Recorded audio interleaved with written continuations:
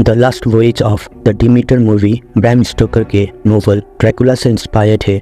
इस मूवी में दिखाया गया है कि एक तूफानी रात को एक समुद्र में अबंडेंट यानी छोड़ा हुआ शिप होता है जिस पे एक डायरी था और उस डायरी में एक खतरनाक वार्निंग भी लिखा था।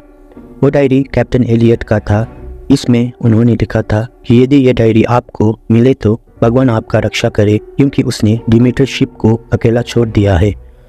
हमने उसे रोकने की कोशिश की और नाकामयाब हो चुके हैं। आगे की बात जानते हैं कहानी में। मूवी की स्टार्टिंग में हमें एक घटना बताई जाती है जिसके अनुसार साल 1897 में एक रशियन शिप रोमानिया से इंग्लैंड के लिए निकला था। उस शिप में प्राइवेट कार्गो चढ़ाया गया था जिसमें गुमनाम 50 लकड़ियों का क्रेट्स भी था। जब वो शिप इंग्लैंड पहुंचा तब उस शिप का हालत बहुत ख़राब था। इंग्लैंड के विटबी में 6 अगस्त 1897 को पाया गया ये शिप में वहाँ के सिपाही को सिर्फ एक डायरी मिलता है जो कैप्टन एलियट का था। अब कहानी 4 हफ्ते आगे की दिखाती है जिसमें रोमानिया के लोग लकड़ी की क्रेट्स उठा के आगे बढ़ रहे थे और उस क्रेट्स में ड्रैगन का सिंबल बना हुआ था, जिससे पता चलता है कि उस क्रेट्स में कुछ हिस्टोरिकल सामान रखा था। अगले सीन में डिमीटर शिप को रोमानिया के तट पर दिखाते हैं। उस शिप का कप्तान था एलियट और उसके साथ उसका पोता टोबी भी था।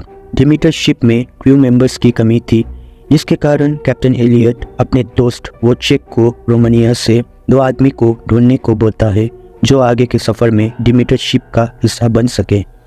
उसके बाद वोचेक पोर्ट पर ऐलान करता है कि उसे 2 लोगों की ज़रूरत है जिसे जहाज और समुद्र के बारे में मालूम हो, और उसे सोने का सिक्के का इनाम भी दिया जाएगा। इतने में क्लेमेंस नाम का आदमी आगे आता है और बताता है कि उसे जहाज और कंपास के बारे में सब पता है। साथ ही बताता है कि वो एक डॉक्टर है। वोचेक कहता है कि जहाज चलाना और बढ़ना अलग अलग बात है।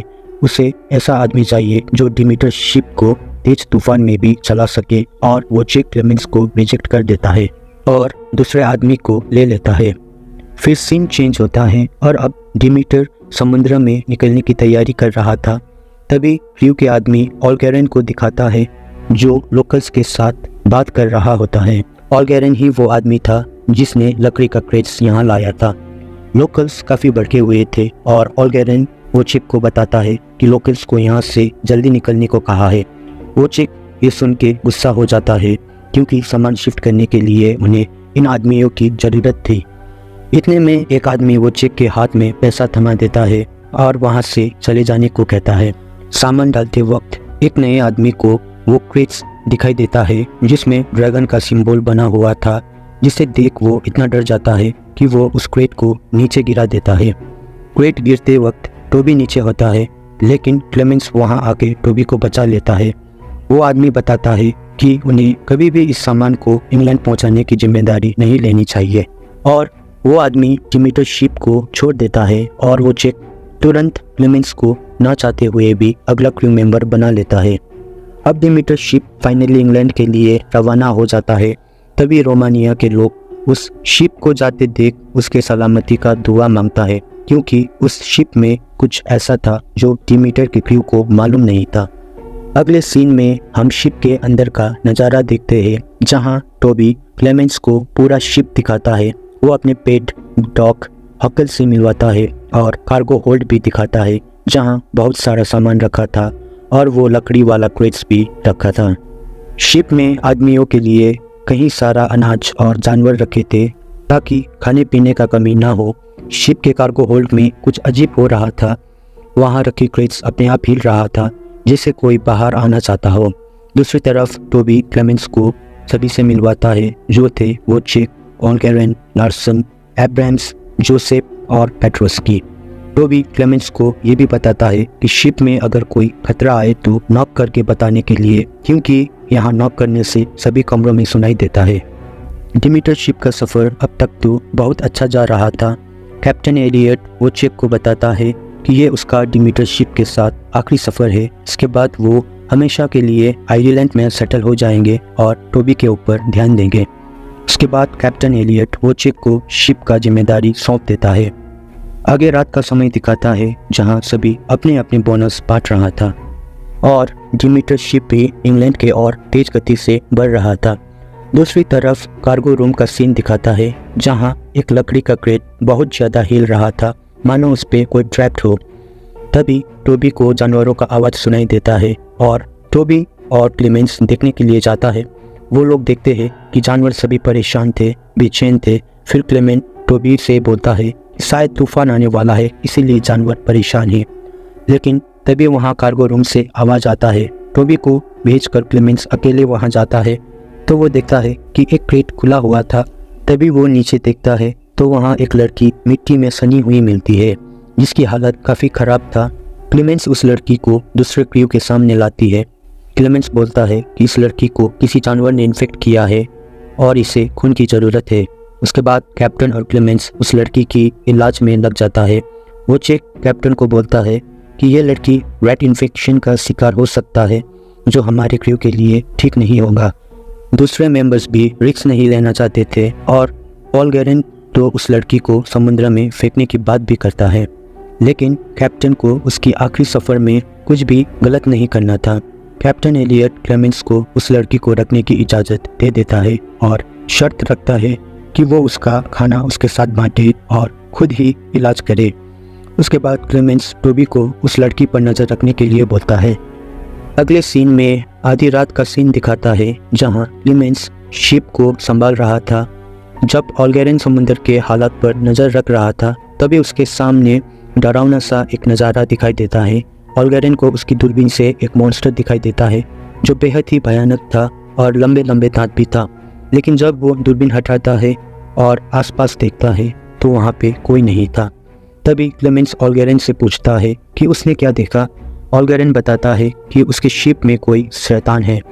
दूसरी ओर हकल को किसी के गुर्राने की आवाज़ आता है। हकल उस पर भौंकता है लेकिन अगले ही पल उसे अंधेरे से कोई हमला कर देता है। थोड़ी देर बाद जोसेफ को हकल का लाश मिलता है, खून से लथपथ, और शिप में मौजूद जानवर भी सभी इसी हालत में पाए गए। क्रू मेंबर्स अब उस लड़की के ऊपर ही इल्ज़ाम लगाते हैं जिसके आने के बाद शिप में हादसे हो रहा था। क्लेमेंस नोटिस करता है कि इन सभी जानवरों के शरीर में काटने का निशान है। उसे लगा कि हकल ने ही सभी जानवरों को रेबीज से इन्फेक्ट करके मारा होगा। क्रू मेंबर्स क्लेमेंस के बात पर विश्वास नहीं करते, लेकिन कैप्टन एलियट को अभी भी क्लेमेंस के बात में विश्वास था। अगले दिन सभी मरे हुए जानवरों को समुद्र में फेंक देता है। ये सब देख टोबी बहुत डर जाता है। क्लेमेंस उसे दिलासा देता है और समझाता है। फिर सीन चेंज होता है और उस मॉन्स्टर यानी ड्रैकुला को दिखाता है जो छुपा हुआ था, जो सबके जाने का इंतजार कर रहा था ताकि वो अगला शिकार कर सके। और बार बार वो एना का नाम ले रहा था। एना वही लड़की थी जो शिप में मिली थी और अब उस लड़की की हालत भी ठीक होने लगी थी। डिमीटर शिप में अब सब लोग काफ़ी परेशान थे। पेट्रोस्की क्लेमेंस और एना पर इल्ज़ाम लगाता है और ऑलगेरन और जोसेफ को भी यकीन हो गया था कि शिप में मॉन्स्टर है। जोसेफ देखता है कि मौसम काफ़ी बिगड़ चुका था और शिप से सारे चूहे गायब हो गए थे और उसे लगता है कि अब बहुत बुरा समय आने वाला है। उस रात को पेट्रोस्की नाइट गार्ड कर रहे थे, तभी ड्रैकुला वहां आके उसे हमला कर देता है और उसके खून पी जाता है। उसके बाद समुद्र में फेंक देता है। अगले दिन सभी शिप के क्रू मेंबर्स को डेक पर खून की धब्बे मिलता है। लार्सन को लगता है कि पेट्रोस्की शराब के नशे में समुद्र में गिर गया होगा, लेकिन खून के धब्बे को देखकर क्लेमेंस को शक होने लगा था। वो बताता है कि उसने हकल के शरीर के जख्मों को ध्यान से समझा है और उसका मौत अजीब तरीके से हुई है। अब एना को दिखाता है जो ठीक हो चुकी थी और वो बताती है कि वो यहाँ आ गया है, हमें जल्द से जल्द शिप को खाली करना होगा, नहीं तो वो हम सभी को मार डालेगा। तभी वो चेक शिप को संभालने लगता है और क्लेमेंस को एना को संभालने के लिए बोलता है और सभी क्रू मेंबर्स को बताता है कि वो जल्द से जल्द पोर्ट में पहुंचने की कोशिश करे। अगले सीन में क्लेमेंस और एना को दिखाता है। क्लेमेंस उसे पट्टी करते हैं और पूछते हैं कि वो क्या कहने की कोशिश कर रही थी। एना तब उसे बताती है कि इस शिप में एक ड्रैकुला यानी पिशाच मौजूद है। वो बताती है कि रोमानिया में एक पुराना कासल है जिसमें ड्रैकुला नाम का पिशाच रहता है और सूरज ढलने के बाद वो इंसानों का शिकार करता है और उनका खून पी लेता है। तभी क्लेमेंस उसे पूछता है कि ये सब उसे कैसे पता। एना बोलती है कि उसके लोगों ने उसे ड्रैकुला को बेच दिया था ताकि ड्रैकुला उस पर फिट कर सके उसके खून पी सके। इतना बोल के एना अपने शरीर की जख्मों को दिखाता है और क्लेमेंस उसे देख शॉक्ड हो जाता है। अब रात का समय दिखाता है जहां ड्रैकुला लार्सन और ओल्गेरन का शिकार कर रहा था। लार्सन को ड्रैकुला जान से मार देता है और ओल्गेरन जख्मी हो जाता है। रात को तूफान भी बढ़ गया था और शिप पलटने की स्थिति में आता है, लेकिन क्लेमेंस और वोचेक शिप को बचा लेता है। तभी उन्हें जख्मी हालत में ओल्गेरन मिलता है। क्लेमेंस ओल्गेरन को काबू में करने के लिए बांध देता है क्योंकि वो धीरे धीरे ड्रैकुला में बदल रहा था। कैप्टन एलियट अब शिप के सारे मेंबर्स को कड़ी निगरानी रखने के लिए बोलता है ताकि पता चल सके कि हमला कौन कर रहा है। अगले दिन ओल्गेरन को होश आता है तो हमें दिखता है कि उसका आँख सफ़ेद पड़ चुका था और वो कमरे से निकलता है। तभी वहाँ टोबी होता है तो उस पर हमला कर देता है। टोबी किसी तरह अपने आप को बचा लेता है और कैप्टन एलियट के कमरे में छुप जाता है, लेकिन ओल्गेरन अपना सर पटक पटक कर कमरे का दरवाज़ा तोड़ देता है। टोबी खुद को बचाने के लिए क्रॉस का लॉकेट बाहर निकलता है और नॉक का आवाज़ लगाता है। क्लेमेंस उसका आवाज़ सुन लेता है। उसके बाद क्लेमेंस, वोचेक और कैप्टन एलियट नीचे आता है। तभी ओल्गेरन उन लोगों पर हमला कर देता है। टोबी अभी भी कैप्टन एलियट के कमरे में छुपा हुआ था। तभी ड्रैकुला कोने से हमला कर देता है। उसे बचाने एना अब बंदूक लेके कमरे में आती है, लेकिन तब तक टोबी पूरी तरह जख्मी हो चुका था। अब सभी लोग टोबी को बचाने की कोशिश करता है। दूसरी तरफ ओल्गेरन को बांध देता है। अगली सुबह हम देखते हैं कि ओल्गेरन को डेक में बांध दिया गया है और वो बार बार मदद मांग रहा था। तभी सूरज का रोशनी ओल्गेरन पे पड़ते ही वो जलकर खाक हो जाता है। शिप में इस सब हादसे को देखकर जोसेफ और बाकी सब लोग बहुत परेशान थे। टोबी की हालत लगातार बिगड़ रही थी और अब क्लेमेंस एंड एना डिसाइड करता है कि वो ड्रैकुला को ढूंढ कर मार डालेंगे। उस रात Clemens and Anna cargo hold में जाकर हर क्रेट्स की तलाशी लेते हैं और ड्रैकुला को ढूंढने की कोशिश करता है। तभी उन्हें वही क्रेट्स मिलता है जिसमें ड्रैगन का सिंबल बना हुआ था। एना बताती है कि ड्रैकुला इसी में छिपते हैं, लेकिन उस वक्त वहाँ कोई नहीं था।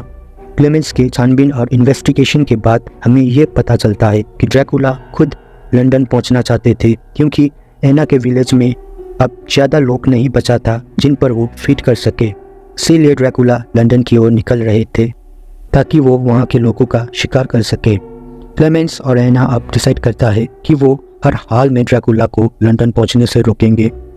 दूसरी तरफ ड्रैकुला जोसेफ का शिकार करके उसे मार डालता है।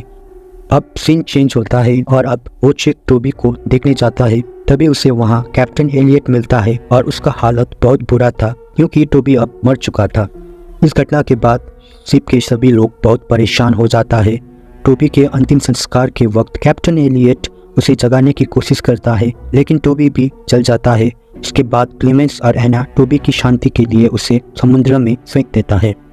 शिप के क्रू मेंबर्स में अब सिर्फ क्लेमेंस, वोचेक, एब्राम्स और एना ही बचे थे। वो लोग एक प्लान बनाता है कि वो हर हाल में ड्रैकुला को रोकेंगे और उसे मारेंगे। एना बोलती है कि ड्रैकुला एक एक करके उसका शिकार कर रहा है ताकि वो डिमीटर शिप से लंदन पहुंचने तक सरवाइव कर सके। इसीलिए उसे लंदन पहुंचने से पहले इस शिप को डुबाना होगा। ये सब सुन के वोचेक फैसला करता है कि वो खुद ड्रैकुला का सामना करेंगे। हम देखते हैं कि इंग्लैंड का विडबी पोर्ट भी अब नज़दीक आ रहा था। एना, वोचेक, एब्राम्स अब ड्रैकुला को ख़त्म करने के लिए जाल बिछाता है। एना बोलती है कि वो ड्रैकुला को महसूस कर सकता है और उसे यकीन है कि उस ड्रैकुला को उन लोगों का प्लान पता चल चुका है। तभी ड्रैकुला एना पे हमला करने के बजाय एब्राम्स और वोचेक पे हमला कर देता है। एब्राम्स अपने साथियों को बचाने के लिए अटैक के बाद समुद्र में कूद जाता है। वोचेक ड्रैकुला का पीछा करते हैं और नीचे एक गोदाम में बंद कर देता है और शिप को तोड़ने लगता है। वो क्लेमेंस और एना को कैप्टन एलियट के पास जाने के लिए बोलता है और खुद ड्रैकुला से लड़ने लगता है, लेकिन ड्रैकुला उसे मार गिराता है और कैप्टन एलियट का भी वही हाल करता है। मरने से पहले कैप्टन एलियट क्लेमेंस को अपना डायरी थमाता है ताकि वो डायरी बाकी के लोगों को वार्न कर सके। क्लेमेंस अब ड्रैकुला को खुली चेतावनी देता है उसका सामना करने के लिए और बोलता है कि वो उससे नहीं डरता है। तभी ड्रैकुला सामने आ जाता है और उसे हमला कर देता है, लेकिन क्लेमेंस उसका सामना डट कर करता है। क्लेमेंस को बचाने के लिए एना ड्रैकुला पर गोली चलाता है और ड्रैकुला उस पर हमला कर देता है। क्लेमेंस शिप को समुद्र में निकल चुका था। उसके बाद क्लेमेंस और एना किसी तरह ड्रैकुला को शिप में फंसा के समुद्र में कूद जाता है। ड्रैकुला पूरी तरह फंस चुका था जहां शिप डूबने वाला था, लेकिन शिप अब व्हिटबी पोर्ट के करीब पहुंच चुके थे और पोर्ट पर सिपाही शिप को देख लेता है और उसे डूबने से रोक लेता है। अगली सुबह एना और क्लेमेंस शिप के टूटे हुए हिस्से में तैरते हुए दिखते हैं।